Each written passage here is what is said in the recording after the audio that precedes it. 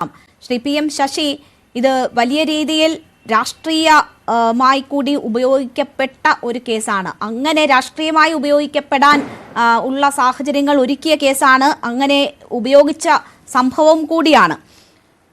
ഇപ്പോൾ പോലീസ് അന്വേഷണത്തിന് പിന്നാലെ CBI അന്വേഷണം ആവശ്യപ്പെട്ടത് ആ അമ്മ തന്നെയാണ്. അതിന് പിന്നാലെയാണ് ഇപ്പോൾ ഇങ്ങനെ ഒരു കുറ്റപത്രം നൽകപ്പെടുന്നത്. അതിലും വലിയ ദുരൂഹതകൾ ആരോപിക്കുന്നു. മറ്റ് പ്രതികൾ ഉൾപ്പെട്ടിട്ടുണ്ട് എന്ന സംശയം, ഇപ്പോൾ രണ്ടുപേരുടെ ആത്മഹത്യ, അതുമായി ബന്ധപ്പെട്ടുള്ള സംശയവുമൊക്കെ ഇവിടെ വീണ്ടും ഉന്നയിക്കപ്പെടുകയാണ്. അപ്പോൾ ഏതെങ്കിലും കരുതിക്ക് കൂട്ടിയുള്ള ശ്രമങ്ങൾ നടന്നാണ് അമ്മയെ പ്രതിക്കൂട്ടിലേക്ക് കൊണ്ടുവരുന്നത് എന്നതാണ് ആരോപണം.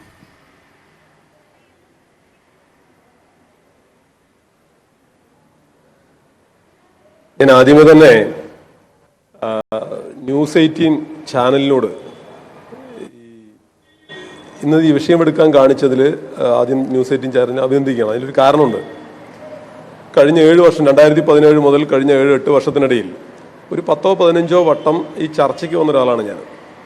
ഈ ചർച്ചയ്ക്ക് വരുമ്പോഴെല്ലാം ഒരു 4-5 വട്ടം എൻ്റെ ഓപ്പോസിറ്റ് ഈ അമ്മയെ കൊണ്ടിരുത്തിയിട്ടുണ്ട്. ഒരു സെക്കൻഡ്, വോളി ഒന്ന് കുറയ്ക്കോ, വോളി ഒന്ന് കുറയ്ക്കോ, എക്കോ അടിക്കുന്നു. ഓക്കെ, അത് പറയാം. എക്കോ അടിക്കുന്നുണ്ട്. അപ്പോൾ 4-5 വട്ടം കൊണ്ട് ഇരുത്തിയിട്ടുണ്ട്. 4-5 വട്ടം കൊണ്ട് ഇരുത്തിയിട്ടുണ്ട്. ഇവിടെ നോക്കൂ, ഇതേ കുറ്റപത്രം നിങ്ങൾ പറഞ്ഞു പോലീസിന് സമ്മർദ്ദം ഉണ്ടാവും, രാഷ്ട്രീയ സാഹചര്യം സമ്മർദ്ദത്തിലാണ്, ചില പ്രശ്നങ്ങൾ ഉണ്ടാവും എന്നൊക്കെ പറയുന്നുണ്ട്.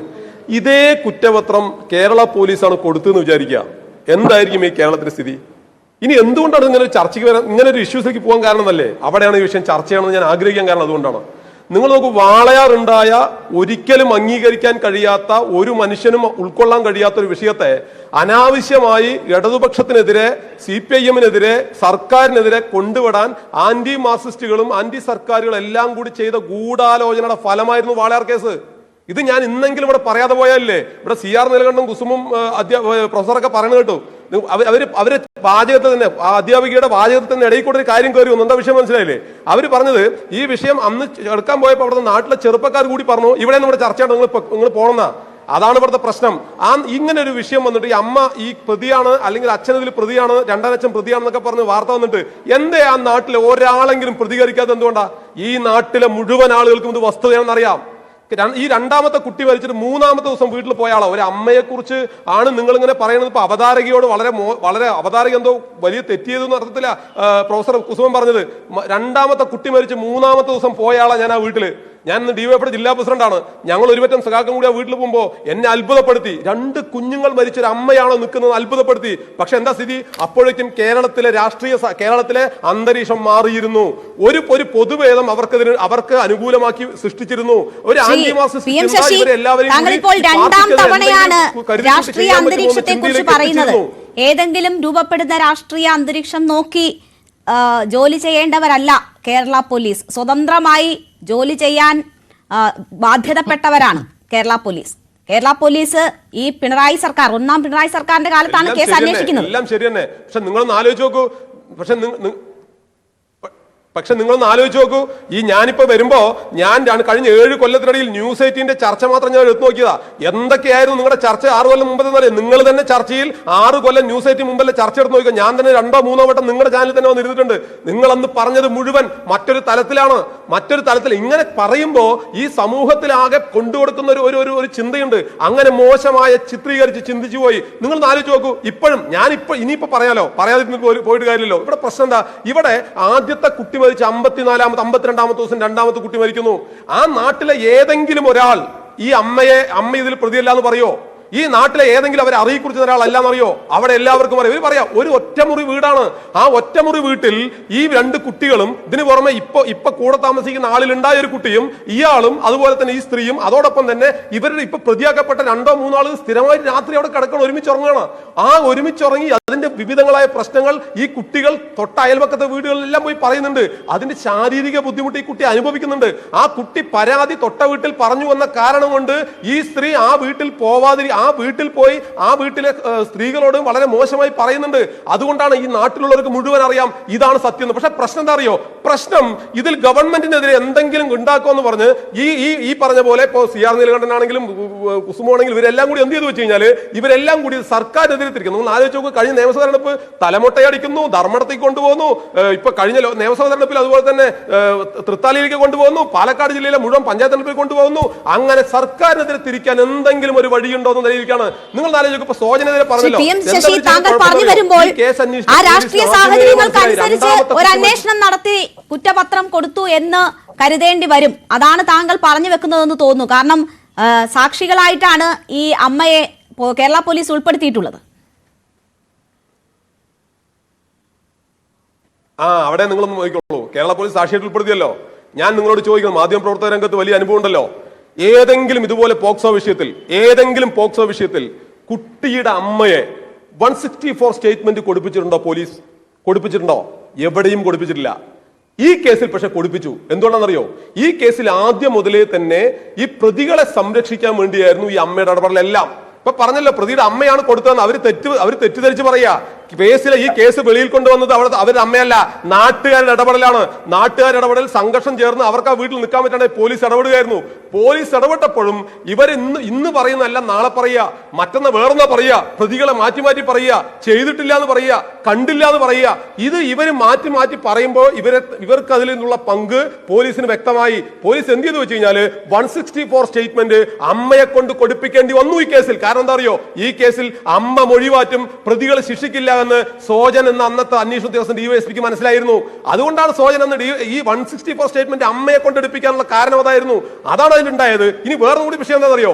ഈ വിഷയത്തിൽ പ്രശ്നമുണ്ടായി. ഇപ്പോ കുട്ടി പ്രതികളെ ആദ്യം ജാമ്യത്തിലെടുക്കാൻ കോടതിയിൽ പോയതാരാ? ഇവരാണ്.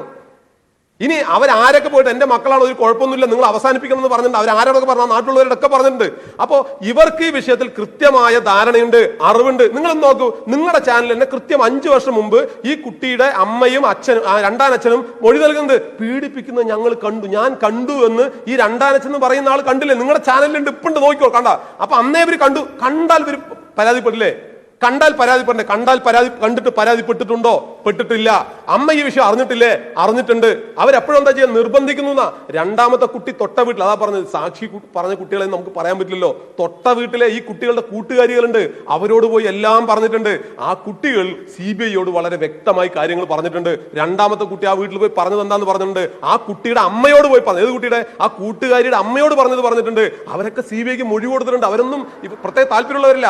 അവരെല്ലാം ആ കുട്ടികൾ, എന്റെ കൂട്ടുകാരിക്ക് അല്ലെങ്കിൽ എന്റെ മകളുടെ കൂട്ടുകാരിക്ക് ആ കുട്ടി മരിച്ചു പോയതിന് അവർക്ക് നീതി കിട്ടണമെന്ന് ഉറപ്പുള്ളവരാണ്. അതുകൊണ്ട് അവരൊക്കെ സത്യത്തിൽ ഈ കേരളത്തിലെ പൊതുസമൂഹത്തെ തെറ്റിദ്ധരിപ്പിക്കാൻ അവരെയും കൊണ്ടു നടന്ന്, ഇപ്പൊ ഒരു പ്രൊഫസർ പറഞ്ഞെന്താ അറിയോ?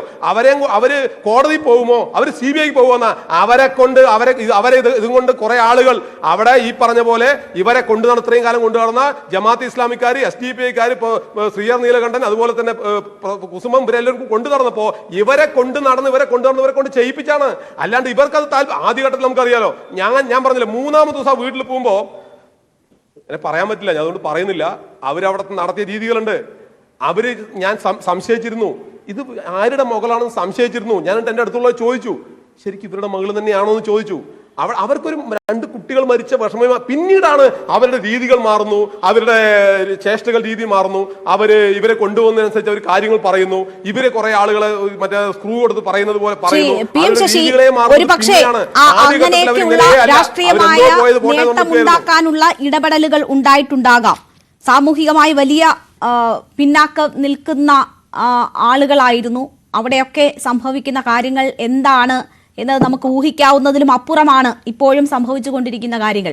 നോക്കൂ, ഈ കുട്ടികൾക്ക് നീതി കിട്ടണം എന്നതാണല്ലോ ഏറ്റവും പ്രധാനമായ കാര്യം. അതിൽ ആരായാലും അവർക്ക് ശിക്ഷ ഉറപ്പാക്കുകയും വേണം. പക്ഷേ നോക്കൂ, ഇവിടെ ശരിയായ രീതിയിൽ അന്വേഷണം നടന്നില്ല എന്ന് താങ്കളുടെ വാക്കുകൾ തന്നെ സൂചിപ്പിക്കുന്നു.